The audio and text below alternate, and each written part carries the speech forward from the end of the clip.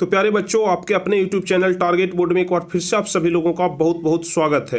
तो प्यारे बच्चों, पिछले वीडियो में हम आपको फिजिक्स यानी कि भौतिक विज्ञान से ही संबंधित कुछ महत्वपूर्ण सब्जेक्टिव क्वेश्चन बताए थे। यदि आप लोग यह वाला वीडियो नहीं देखे हैं तो नीचे डिस्क्रिप्शन में आपको लिंक मिल जाएगा या फिर कमेंट बॉक्स में भी हम लिंक दे देंगे। आप लोग यह वाला वीडियो देखने के बाद उसे जरूर देख लीजिएगा। तो चलिए, इस वीडियो में हम आपको दीर्घोत्तरीय प्रश्न बताएंगे जो कि सीधे सीधे एग्जाम में 5 नंबर के पूछे जाते हैं। और जो क्वेश्चन यहाँ पर हम आपको बताएंगे उसमें से एक क्वेश्चन हर हाल में आपके एग्जाम में पूछे जाएंगे। इस बात का हम आपको 110% गारंटी देते हैं। एक क्वेश्चन आपके एग्जाम में हर हाल में पूछे जाएंगे, इसलिए आप लोग इस पूरे वीडियो को ध्यान से देखिएगा। हो सकता है कि जो क्वेश्चन हम आपको बताने वाले हैं इसका आंसर आप भली भांति जानते हो, पहले से भी आपको पता हो, लेकिन इस क्वेश्चन का आंसर जिस प्रकार से हम आपको लिखने के लिए बताएंगे कि किस प्रकार से इस क्वेश्चन का आंसर लिखेंगे ताकि आपको एक भी नंबर नहीं काटा जाएगा।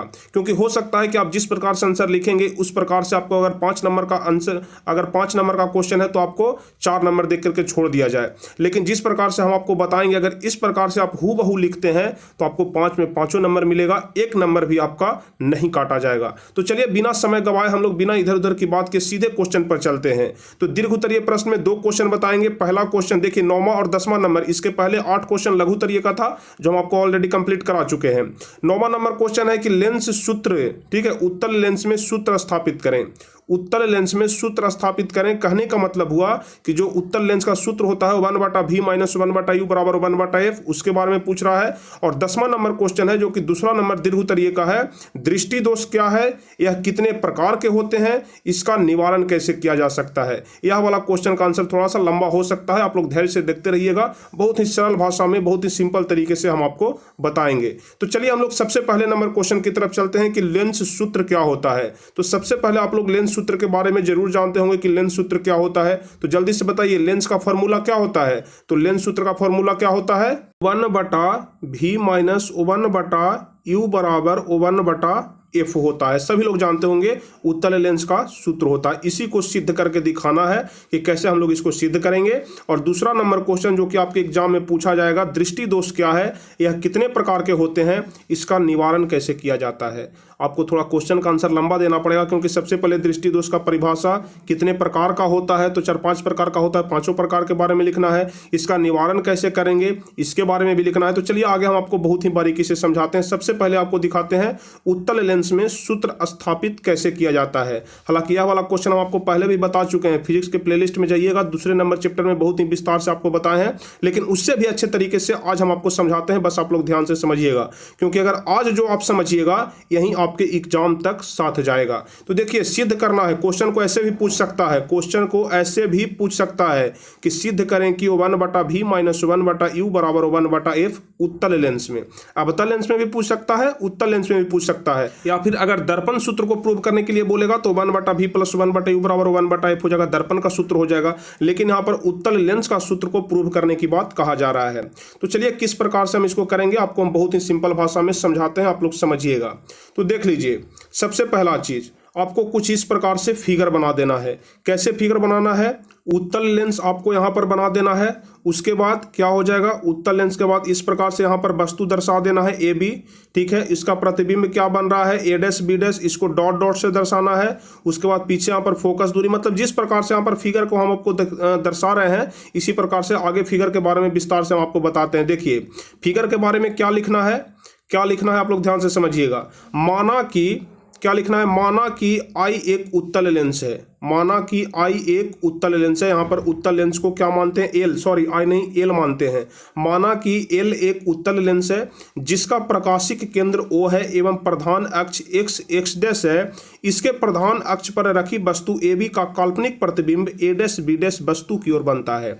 यानी कि जो वस्तु है वो वह AB है और इसका जो काल्पनिक प्रतिबिंब बन रहा है उसका नाम क्या दिए हैं, A' B', ठीक है, वस्तु की ओर बनता है, जैसा कि ऊपर के चित्र में दिखाया गया है। कुछ इस प्रकार से आपको लिखना पड़ेगा। उसके बाद देखिए, यहाँ पर साइड में हम फिगर भी दे दिए हैं, आप लोग फिगर के माध्यम से भी समझिएगा। अगर आपको फिगर पता चल रहा हो तो यहाँ पर देख लीजिए, हम आपको फिगर के माध्यम से भी दर्शा, यहाँ पर फिगर बनाया हुआ है। चलिए, फिगर के माध्यम से भी साथ साथ बताएंगे तो आपको ज्यादा समझ में आएगा। लेकिन एग्जाम में आपको यहाँ पर फिगर नहीं बनाना है, एक बार ही सिर्फ ऊपर में फिगर बनाना है, पूरा में आपको काम चल जाएगा। तो देखिए, सबसे पहले आप लोग समझने की कोशिश करिएगा। हम आपको फिगर पर लेकर के चलते हैं और यहाँ से समझाने की कोशिश करते हैं।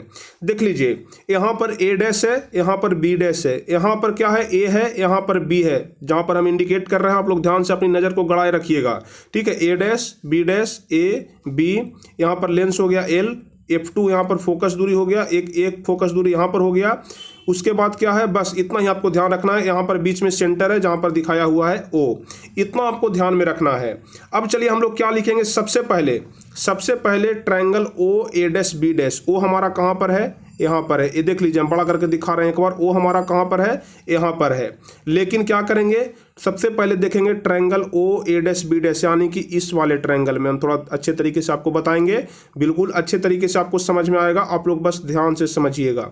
सबसे पहले हम लोग इस वाले ट्रायंगल में देखेंगे, जो ट्रायंगल हम यहाँ पर इंडिकेट किए हैं उसमें नाम क्या है, O A dash B dash. इस वाले ट्रायंगल में क्या देखेंगे कि देख लीजिए, इसमें दो ट्रायंगल बन रहा है, एक तो हो गया O A dash B dash और एक क्या बन रहा है, O A B, बीच में यहाँ पर वस्तु रखा हुआ है, तो दो प्रकार के ट्रायंगल यहाँ पर बन रहे हैं। तो सबसे पहले हम लोग किस में देखेंगे, तो सबसे पहले हम लोग दोनों ट्रायंगल में देखेंगे, O A dash B dash और O A B, दोनों प्रकार के ट्रायंगल समझ रहे हैं। एक छोटा वाला ट्रायंगल यहाँ पर है, एक बड़ा वाला ट्रायंगल यहाँ पर है। दोनों प्रकार के ट्रायंगल में आप लोग ध्यान से देखिएगा, क्या देखिएगा कि A डैश बराबर कोण A डैश बराबर कोण A, कैसे भाई, तो देख लीजिए आप लोग ध्यान से यहाँ पर समझिएगा। यह वाला कोण देख लीजिए, यह वाला कोण और यह वाला कोण, यह वाला कोण और यह वाला कोण, जहां पर हम रेड कलर से इंडिकेट किए हैं, दोनों 90 डिग्री बन रहा है। तो दोनों क्या हो जाएगा, कोण A डैश बराबर कोण A, कोण A डैश बराबर कोण A बराबर क्या हो जाएगा, 90 डिग्री हो जाएगा। ठीक है, 90 डिग्री हो जाएगा। अब देख लीजिए यहाँ पर आप लोग, यहाँ पर जो कोण O है, कोण O है वो दोनों त्रिभुज में है, छोटा वाला त्रिभुज में भी है और बड़ा वाला त्रिभुज में भी है। तो दोनों क्या हो जाएंगे, उभयनिष्ठ कोण हो जाएंगे, क्योंकि दोनों एक ही त्रिभुज में है इसलिए उभयनिष्ठ कोण हो जाएंगे। उभयनिष्ठ कोण आप लोग मैथ में जरूर पढ़े होंगे। तो जब एक कोण 90 डिग्री है और दूसरा उभयनिष्ठ कोण है, तो दोनों त्रिभुज समरूप त्रिभुज हो जाएंगे। तो हम लोग क्या लिखेंगे, यहाँ से देख लीजिए, दोनों त्रिभुज समरूप त्रिभुज हो जाएंगे। तो हम लोग यहाँ से क्या लिखेंगे, यहाँ पर बीच में फिगर दिया हुआ है, आप लोग ध्यान से समझिएगा। Triangle O A dash B dash तथा ट्रायंगल O A B में कोण A डैश बराबर कोण A बराबर 90 डिग्री, हम आपको ऊपर में ऑलरेडी समझा चुके हैं। और उसके अलावा कोण O बराबर कोण O उभयनिष्ठ कोण हो जाएगा। जब एक 90 डिग्री और एक उभयनिष्ठ हो जाएगा तो triangle O A dash B dash समरूप ट्रायंगल O A B हो जाएगा। अगर समरूप हो गया तो क्या करेंगे, आधार बटा आधार और लंब बटा लंब कर देंगे। तो आधार बटा आधार और लंब बटा लंब, यानी कि लंब कौन सा हो जाएगा, A डैश B डैश, और इसमें लंब कौन सा हो जाएगा, A B हो जाएगा। और आधार क्या हो जाएगा, O A डैश हो जाएगा, O A डैश यानी कि यहाँ से यहाँ तक हो जाएगा, और एक O A हो जाएगा यानी कि छोटा वाला ट्रायंगल वाला। तो क्या करेंगे हम लोग, A डैश B डैश बटा A B बराबर O A डैश बटा O A, इसको समीकरण 1 मान लेते हैं। यहाँ तक आप लोग समझ गए होंगे अच्छे तरीके से। चलिए उसके बाद दूसरा ट्रायंगल हम लोग यहाँ पर लिए हैं, दूसरा ट्रायंगल में आप लोग ध्यान से समझिएगा। दूसरा ट्रायंगल कह रहा है F2 A dash B dash, F2 A dash B dash, हम आपको थोड़ा सा जूम करके यहाँ पर दिखाते हैं, आप लोग ध्यान से समझिएगा।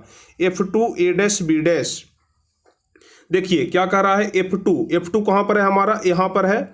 F2 हमारा यहाँ पर है। A डैश, A डैश कहाँ पर है, यहाँ पर है। F2 A dash B dash कहाँ पर है, ऊपर की तरफ यहाँ पर है।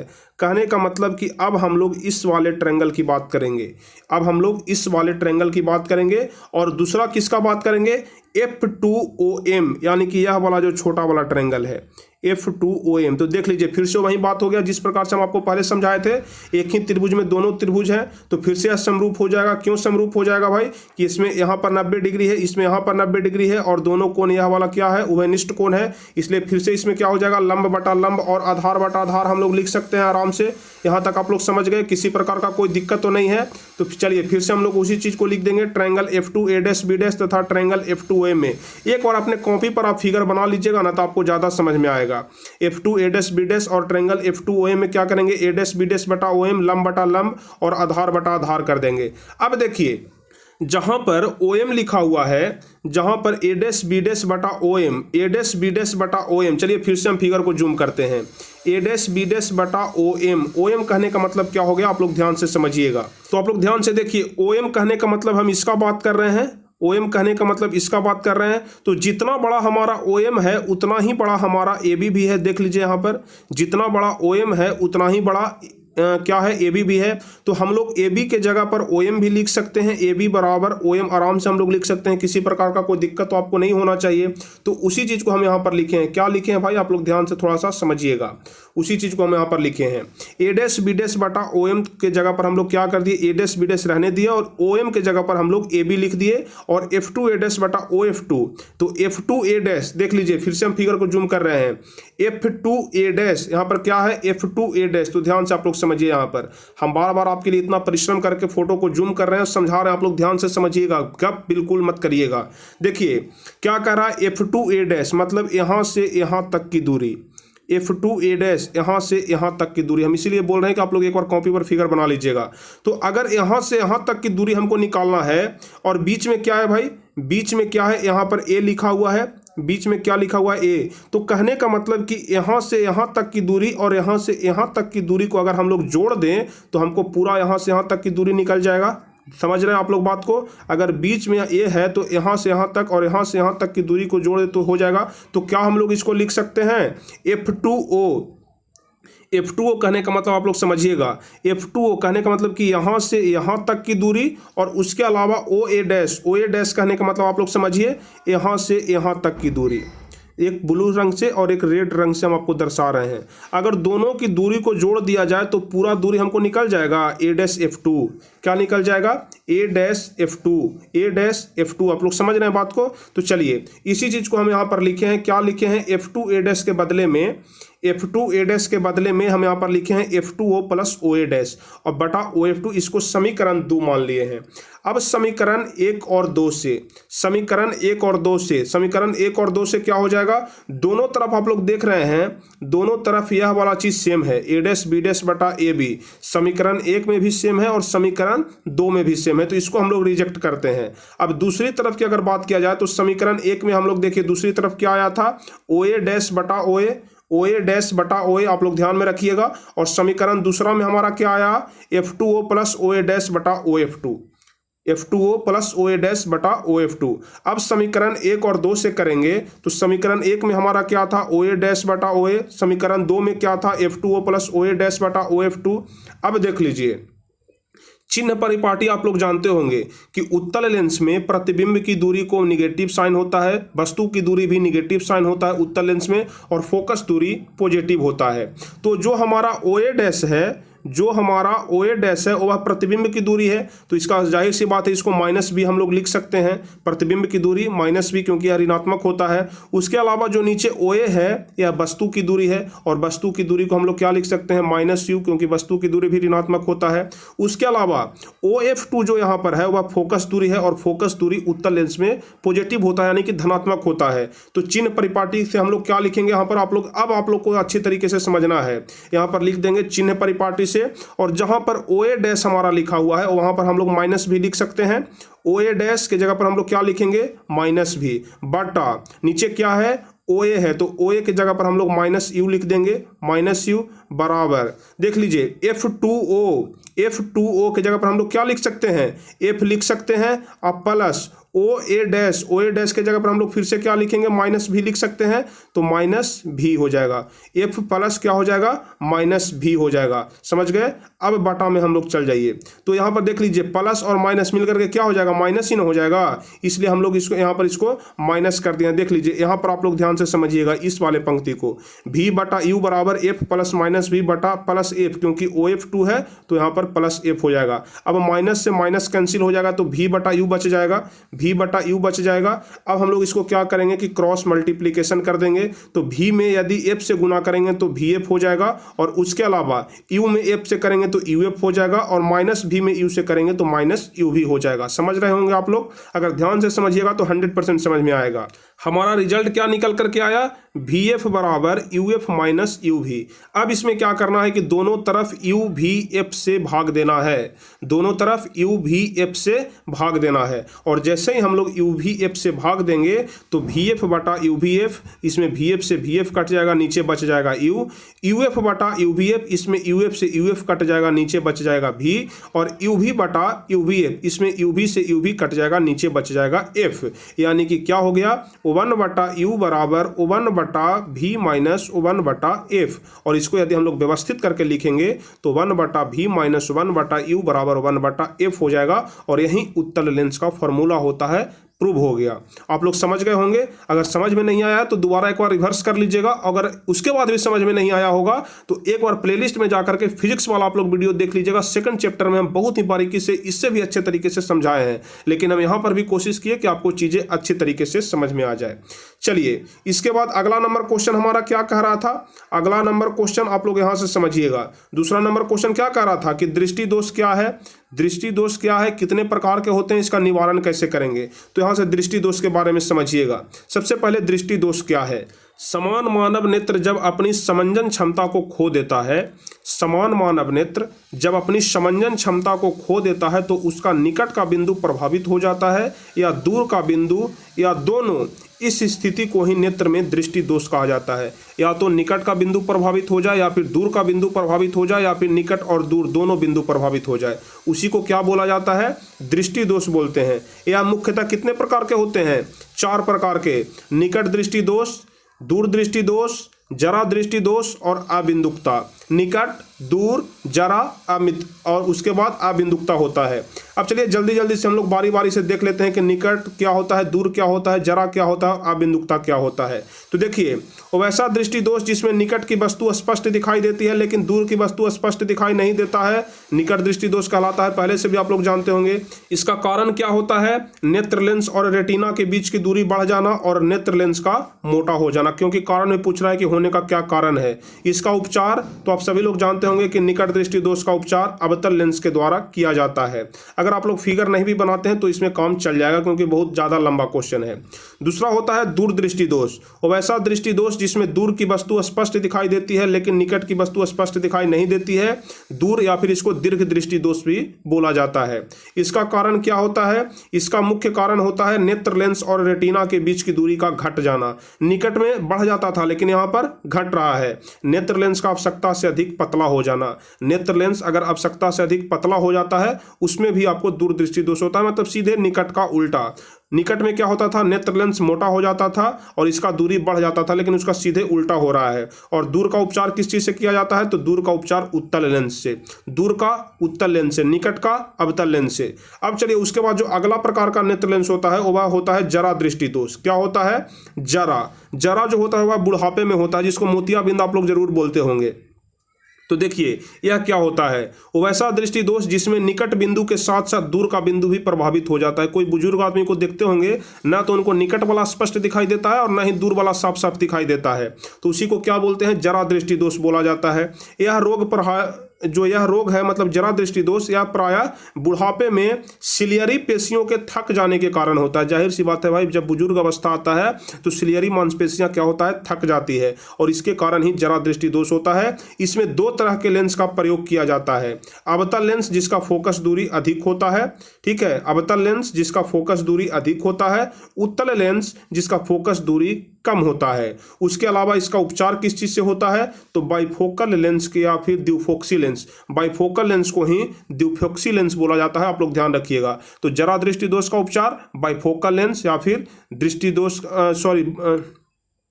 तो आप लोग ध्यान रखिएगा, जरा दृष्टि दोष का उपचार बाइफोकल लेंस या फिर द्विफोक्सी लेंस। और उसके बाद सबसे लास्ट होता है अबिंदुकता।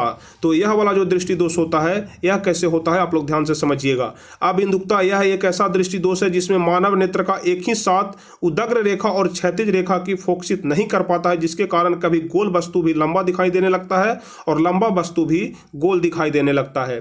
कहने का मतलब कि जिस किसी को भी अबिंदुकता हो जाता है उसको कोई अगर गोल वस्तु भी है तो उसको लगेगा कि लंबा वस्तु हम लोग देख रहे हैं, और अगर लंबा वस्तु है तो उसको लगेगा कि हम कोई गोल वस्तु देख रहे हैं। उसी को क्या बोला जाता है, अबिंदुकता बोला जाता है। और ऐसा इसलिए होता है क्योंकि आंखों में जो कॉर्निया होता है वह वक्र हो जाता है, यानी कि हल्का मुड़ जाता है। जो कॉर्निया होता है वह हल्का वक्र हो जाता है, जिसके कारण ही ऐसा होता है। इसका उपचार की अगर बात किया जाए तो इसका उपचार किया जाता है बेलनाकार लेंस से। इसका उपचार किस लेंस से किया जाता है, आप लोग को हम यहाँ पर लिख दे रहे हैं, बेलनाकार लेंस से, ठीक है। इसका उपचार किया जाता है बेलनाकार कार लेंस से, ठीक है, बेलनाकार लेंस से अबिंदुकता का उपचार होता है। तो आपसे क्वेश्चन में ही पूछ रहा था कि दृष्टि दोष क्या है, कितने प्रकार के होते हैं, ठीक है, मुख्य कारण क्या है इसका होने का और इसका उपचार कैसे किया जाता है। तो आशा करते हैं कि आप सारे क्वेश्चन को अच्छे तरीके से समझ गए होंगे। थोड़ा वीडियो लंबा हुआ है लेकिन आप लोग अच्छे तरीके से समझ गए होंगे, इस बात की हमें अधिक खुशी है। तो चलिए, उम्मीद करते हैं कि आप सभी लोगों को यह वीडियो काफी पसंद आया होगा। मजे से आप लोग क्लास किए, अच्छे तरीके से अगर कंसंट्रेट होकर के समझे होंगे तो आपको चीजें अच्छे तरीके से समझ में आ भी गया होगा। तो चलिए, उम्मीद करते हैं कि आपको यह क्लास बेहतर लगा होगा। अगर बेहतर लगा हो तो जल्दी से आप लोग इसे लाइक कर दीजिए, जल्दी से आप लोग इसे लाइक कर दीजिए, क्योंकि पिछले आधे घंटे से हम आपके लिए बक रहे थे और कम से कम इसके चलते आप इस वीडियो को एक लाइक जरूर करिए, क्योंकि हम आपके लिए इतना मेहनत करके एक एक वीडियो को बनाते हैं ताकि आपको एग्जाम में अधिक से अधिक नंबर आ सके। आप लोगों को बहुत बहुत धन्यवाद इस वीडियो में अंत तक हमारे साथ जुड़े रहने के लिए। बहुत बहुत धन्यवाद आप सभी लोगों को। जल्दी से आप लोग इसे लाइक कर दीजिए, शेयर कर दीजिए और चैनल पर नए हैं तो सब्सक्राइब करिए ताकि आगे का भी वीडियो आपको मिल सके। तो चलिए, फिर मिलेंगे हम आपसे नेक्स्ट वीडियो में इसी प्रकार के महत्वपूर्ण वीडियो के साथ, महत्वपूर्ण टॉपिक के साथ। तो चलिए, तब तक के लिए जय हिंद, धन्यवाद।